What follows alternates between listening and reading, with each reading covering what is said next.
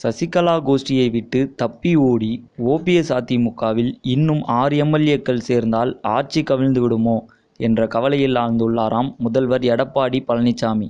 சசிகலா முதல்வராக வேண்டும் என்பதற்காக கூவத்தூர் உல்லாச விடுதியில் அதிமுக எம்எல்ஏக்கள் அடைத்து வைக்கப்பட்டனர்.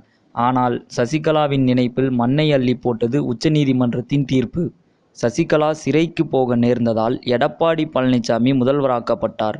கூவத்தூரில் சிறை வைக்கப்பட்ட 122 எம்எல்ஏக்களை அப்படியே சட்டசபைக்குள் ஆஜர்படுத்தி எடப்பாடி பெரும்பான்மையை நிரூபித்து விட்டதாக அறிவிக்கப்பட்டது. இந்த வாக்கெடுப்பில் கலந்து கொள்ளாமல் கோவை வடக்கு தொகுதி எம்எல்ஏ அருண்குமார் புறக்கணித்தார்.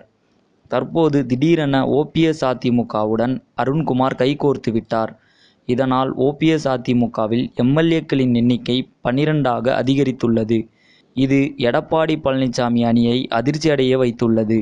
இன்னும் 6 எம்எல்ஏக்கள் தங்கள் முகாமில் இருந்து தப்பி ஓடிவிட்டால் ஆட்சி கவிழ்ந்துவிடும் என்ற பீதியில் உள்ளது எடப்பாடி அணி.